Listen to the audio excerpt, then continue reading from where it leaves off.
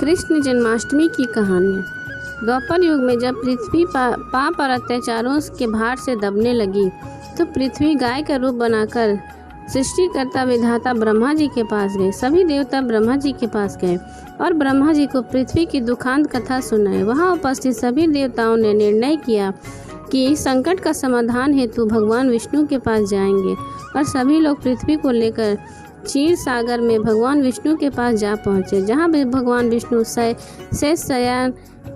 शय्या पर शयन कर रहे थे।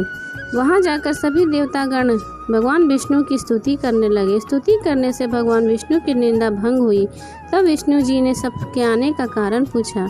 तब दीन वाणी से पृथ्वी बोली, महाराज, संपूर्ण भूमंडल पाप और अत्याचारों से घिरा है और पृथ्वी इन पाप और अत्याचारों के भार से दबने लगी है, इसलिए कृपा करके संकट का निवारण करें। यह सुनकर भगवान बोले, मैं ब्रजमंडल में वासुदेव गोप के भाई कंस की बहन देवकी के गर्भ से जन्म लूँगा, इसलिए तुम ब्रज भूमि में जाकर यादव कुल में अपना शरीर धारण करो। इतना कहकर भगवान विष्णु अंतर्ध्यान हो गए और देवता तथा पृथ्वी ब्रज भूमि में आकर यादव कुल के नंद, यशोदा तथा गोपियों के रूप में पैदा हुए।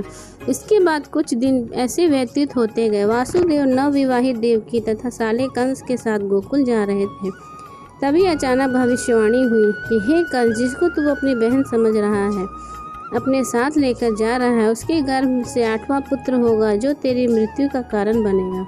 इतना सुनते ही कंस तलवार उठाकर देवकी को मारने दौड़ा। तब वासुदेव ने कहा, कंस, यह औरत बेकसूर है और बेकसूर स्त्री को मारना उचित नहीं, इसलिए जब भी देवकी के गर्भ से पुत्र का जन्म होगा तो पैदा होते ही मैं आपको अपने सभी संतानें दे दूंगा। आपको कौन मारेगा? कंस ने उनकी बात मान ली और वासुदेव तथा देवकी को ले जाकर जेल में बंद कर दिया। जब देवकी के पुत्र होते तो कंस उन्हें मार देता। देवकी के 7 पुत्रों को मारने के बाद 8वें गर्भ की बात कंस को मालूम हुई। इस बात का पता चलते ही कंस ने देवकी और वासुदेव को विशेष कारागार में डालवाकर पहरा लगवा दिया। भाद्रपद की माह कृष्ण पक्ष की अष्टमी को भयावानी रात के समय जब शंख गदा पदधारी भगवान श्री कृष्ण का जन्म हुआ तो चारों ओर प्रकाश फैल गया। लीलाधारी भगवान की यह लीला देखकर वासुदेव और देवकी उनके सामने हाथ जोड़कर खड़े हो गए।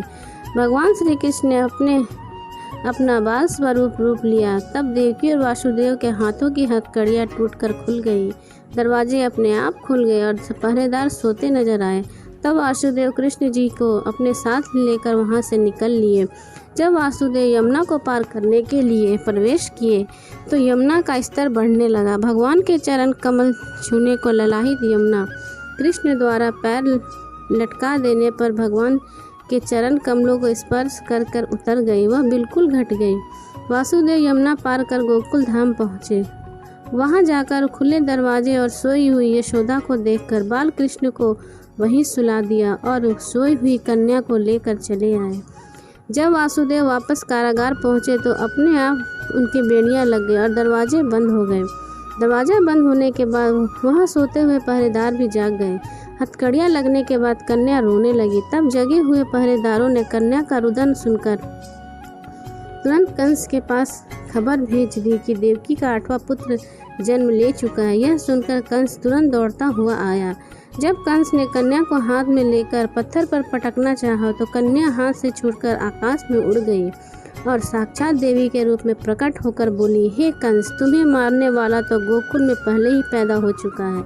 पापी कंस, अब वही तुम्हारा वध करेगा। यही भगवान बड़े होकर अकासुर, तारकासुर तथा कंस जैसे क्रूर राक्षसों का वध किया और पृथ्वी तथा भक्त जनों की रक्षा की। बोलो कृष्ण भगवान की जय।